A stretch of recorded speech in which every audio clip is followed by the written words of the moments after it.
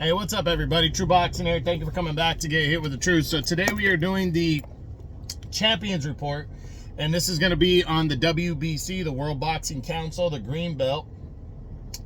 As this is the second edition of 2024. It's a bi-monthly report that we do to cover all the title belts and champions from 122 pounds all the way to heavyweight.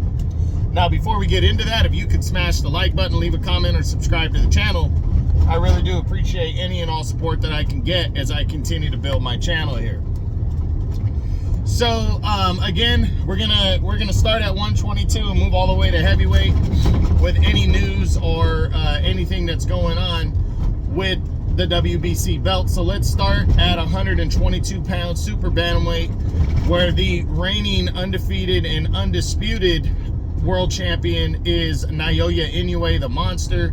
Inoue returns this Monday, May 6th on ESPN Plus when he battles Luis Nery, his WBC mandatory challenger and former 2-division world champion. Good matchup right here. Nery is, again, I keep saying it, he's one of the best guys that Inoue's ever had to face on paper based on his resume and all that stuff. And I do think he's a live underdog, but Inoue is so on another level right now that I just think he's going to knock out Nery and stop him in the middle rounds. But it should be good. I did a breakdown video on this fight. Go check it out. You can see what I think about this fight in detail, but it should be good. Monday, May 6th, ESPN Plus. And if Inoue or Nery is victorious by the next Champions Report, we'll see what possibly is coming down the road.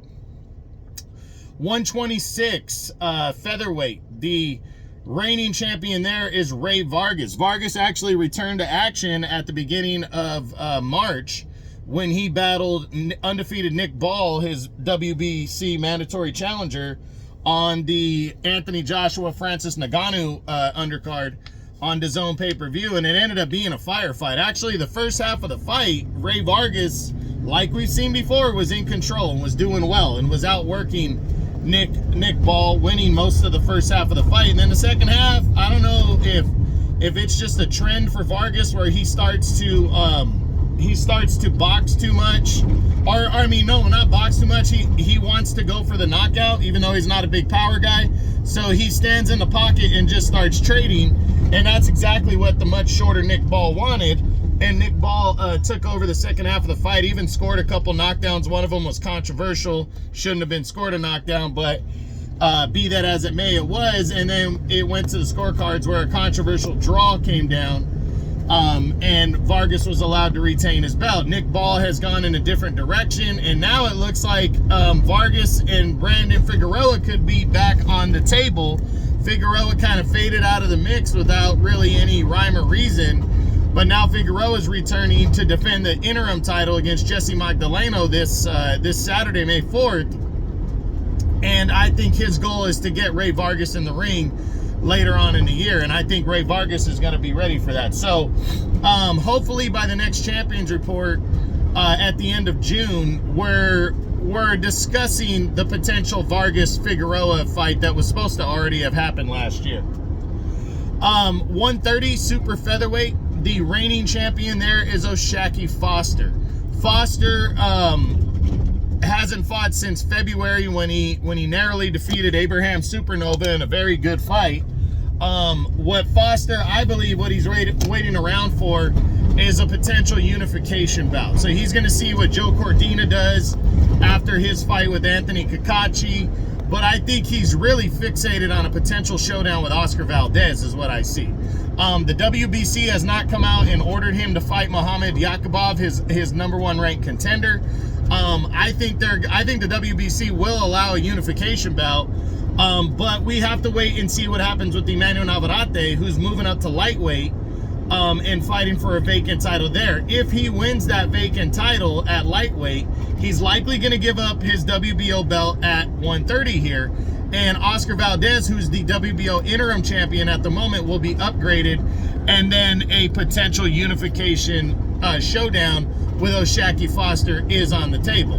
There's also Robson Conceição that's sitting there that's coming off a big win. Foster's got some options, and he's going to have a pretty good fight in his next one. Hopefully by the next Champions Report, we know exactly which direction he's looking at, and I think we will. 135 lightweight. The reigning undefeated champion there is Shakur Stevenson. What we've heard is that Stevenson's likely going to return in July.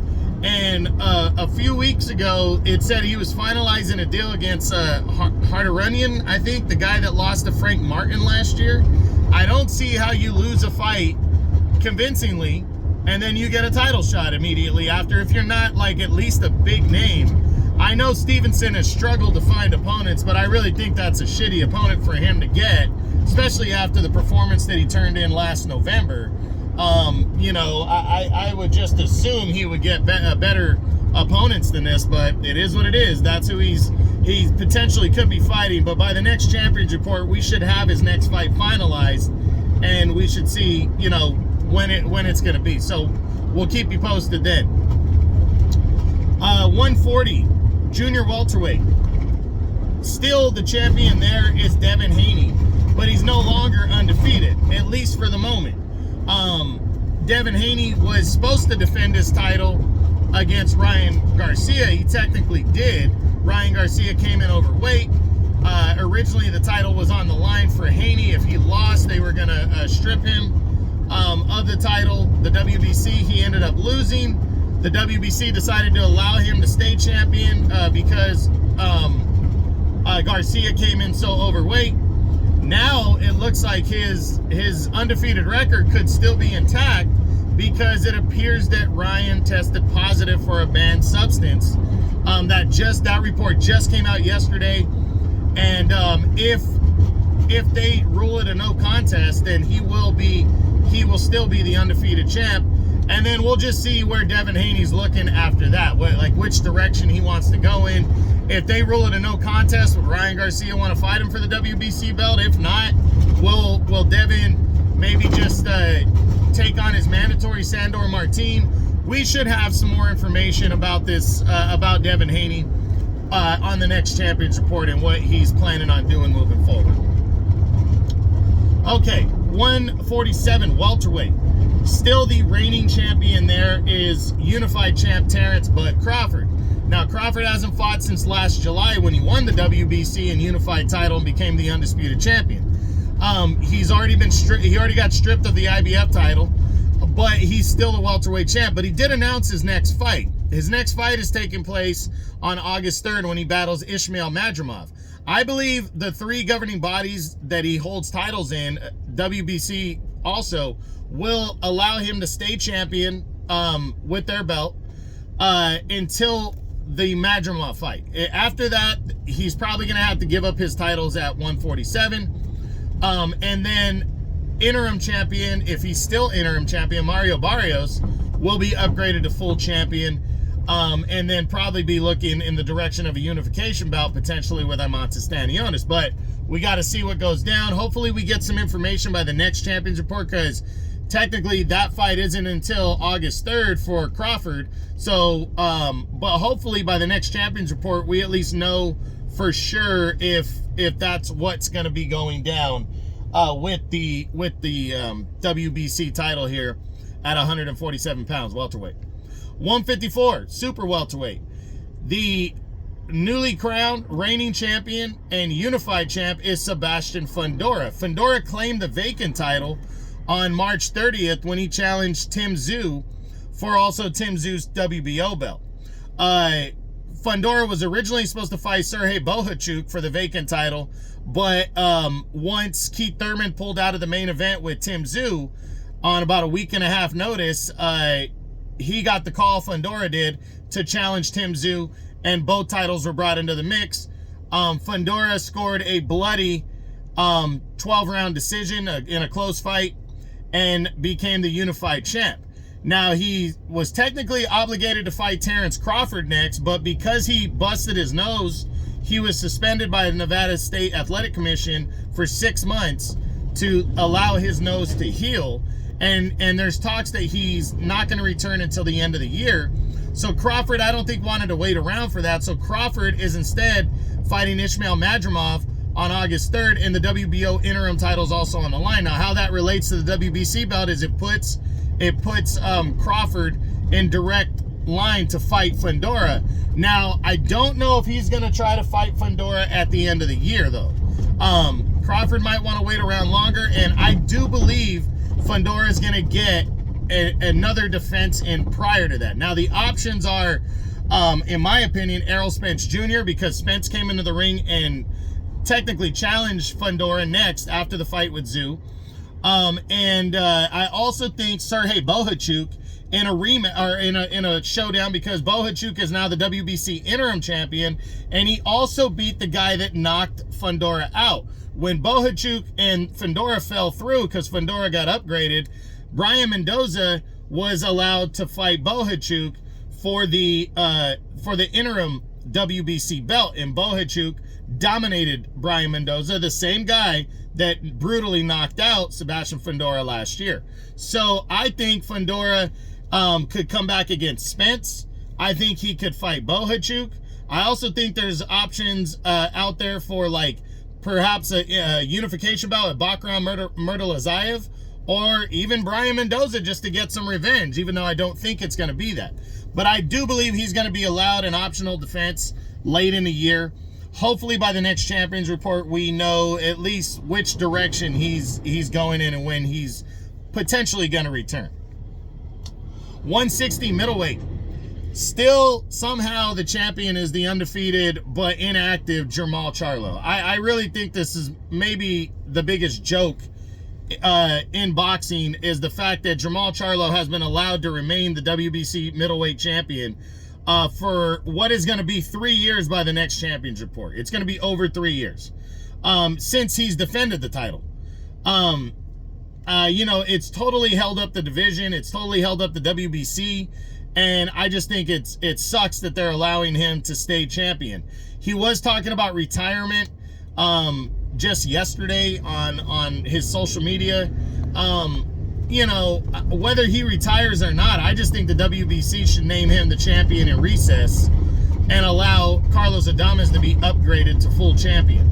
I hope they do that within these next 2 months before the next Champions Report. I'm not going to hold my breath, though, because I've been saying that pretty much on every Champions Report. But I hope we finally get some kind of clarification. I know Adames and Janabek Alamanhalai were talking mad shit to each other recently about potential unification bout. I hope they allow that to happen, the WBC, by finally naming him champion in recess. But we'll see. We'll see what happens by the next Champions Report. 168 super middleweight. The reigning WBC and undisputed champion there is Canelo Alvarez. Canelo returns this Saturday, May 4th, to defend all 4 of his belts against his WBO mandatory challenger and former 154-pound champion Jaime Munguia. All Mexican showdown right here. Is the first time, it's the first time Canelo has fought a Mexican since Julio Cesar Chavez Jr.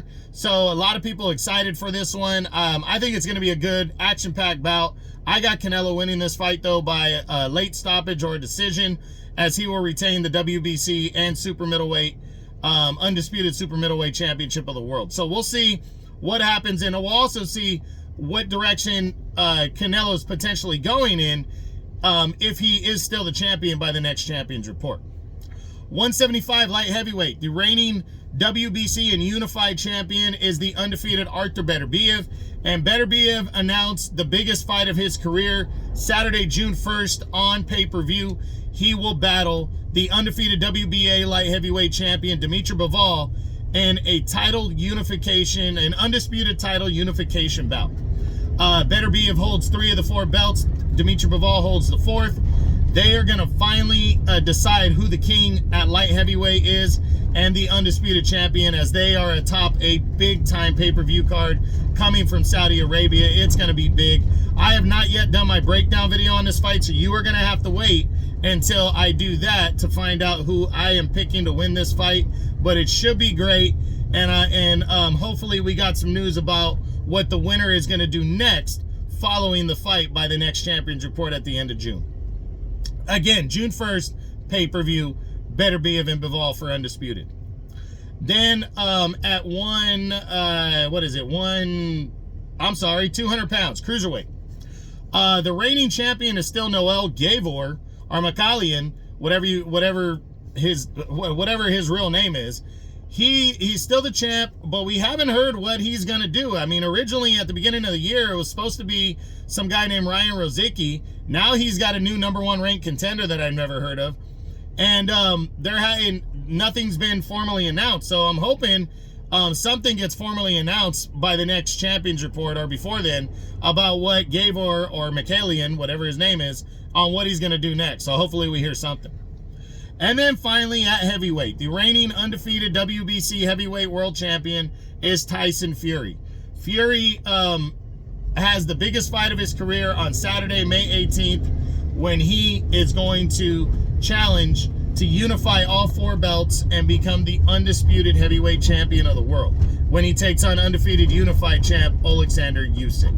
This is a monster fight right here. This is the first time in the 4-belt era that we are going to see an undisputed heavyweight champion. It's also the first time in 25 years that we're going to see an undisputed champion, period. It's been since Lennox Lewis defeated Evander Holyfield in their rematch since we saw an undisputed champion here in the heavyweight division. So a lot riding on this fight. Saturday, May 18th on DAZN pay-per-view. This is a huge fight. I can't wait to see it. Undisputed. I've already done my breakdown video on this fight. I am picking Tyson Fury to become the undisputed heavyweight champion by a late stoppage or a close decision over Usyk.